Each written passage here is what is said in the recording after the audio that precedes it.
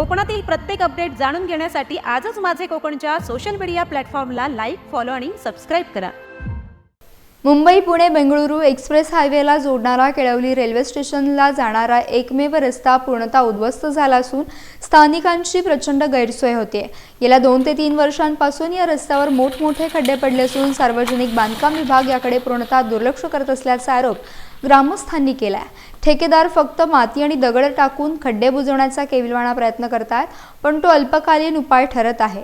दुचाकी, 3 चाकी आणि 4 चाकी वाहनांसाठी या रस्त्यावरून जाणं म्हणजे तारेवरची कसरतच वाटते। स्थानिक वाहन चालक आणि नागरिकांनी खास करून सार्वजनिक बांधकाम विभागाला थेट इशारा देत कायमस्वरूपी तोडगा काढण्याची मागणी केली आहे। तर सार्वजनिक बांधकाम विभागीय अधिकाऱ्यांच्या हस्ते रस्त्यावर वृक्षारोपण करून निषेध नोंदवण्यात येईल असा इशारा देखील दिला आहे। हा रस्ता दुरुस्त करणे ही केवळ गरज नाही तर अत्यंत तातडीची आवश्यकता आहे, अशी जोरदार मागणी केळवली ग्रामस्थांनी केली आहे। रस्त्याची अवस्था एकदम बिकट झालेली आहे। हे 4-5 वर्ष हे चालूच आहे। आमचं काय असं का हे नाही, म्हणजे कोणाच्या विरोधात असं काय नाही, पण आम्हाला फक्त कसं की व्यवस्थित रस्ता झाला पाहिजे। लोकांचं जे हे होते इथं अक्षरशः अवस्था बेकार होते आहे, गाडी चालवणं, रिक्षावाल्यांना पण बिचाऱ्यांना त्रास होतो आहे भरपूर। त्यामुळे रिक्षावाले पण बिचारे त्यांना फिरून जावं लागतं आहे। इथं जवळच रेल्वे स्टेशन आहे 5 किलोमीटरवर, त्यामुळे रिक्षावाल्यांना पण उलटं म्हणजे फिरून जावं लागतं आहे तिथं, त्यांना भाड्याचं हे करतेवेळी। रस्त्याची अवस्था एकदम बिकटच झालेली आहे। आता काय पत्र देऊन झालेली आहेत, आमचे सरपंच पण देतात, आमचे सदस्य, त्याच्यानं मी पण एक सामाजिक कार्यकर्ता आहे, मी पण पत्रव्यवहार करतो बांधकामला नेऊन की बाबा रस्त्याचा बघा। कायम वेळोवेळी आम्ही एक पाठपुरावा केला, पण काय तेवढ्यापुरतं करतात। मला फक्त चिऱ्याची खत आणायची, माती आणायची, टाकायची, मलमपट्टी करायची, 8 दिवस गेले की परत जायचे ते, असं झालेलं आहे। आता 15 दिवस बघतो मी, आता सांगून झालेलं आहे 15 दिवस बघणार नाही तर मग मी केळवलचे ग्रामस्थ सगळं म्हणजे आजूबाजूचे ग्रामस्थ जमा करणार आणि या खड्ड्यामध्ये मी झाडं लावणार।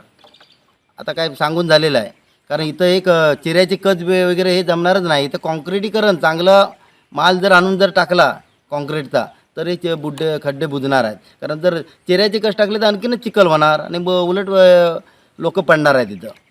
आणि 15 दिवसापूर्वीचा प्रसंग आहे, मी तिथून जात होतो 2 व्हीलरने, माझं जरा राजापूरला जायचं होतं, बाजूसून एक गाडी चालली होती, खड्डा चुकवायचा प्रयत्न केला मी, परंतु त्या खड्ड्यामध्ये मी स्लिप झाली गाडी आणि मी पडलो, मला 2-4 ठिकाणी लागलं।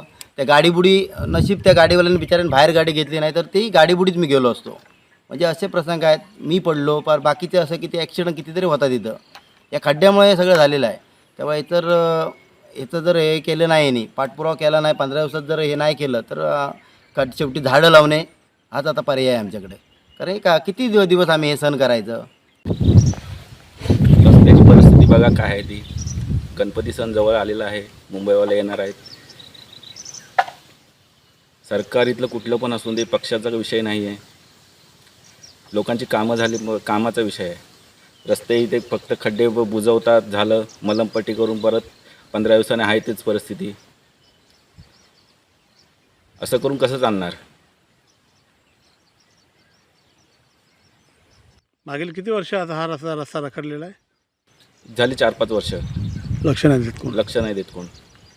फक्त खड्डे पडले की फक्त चिऱ्याची कच आणून टाकायची, झालं काम।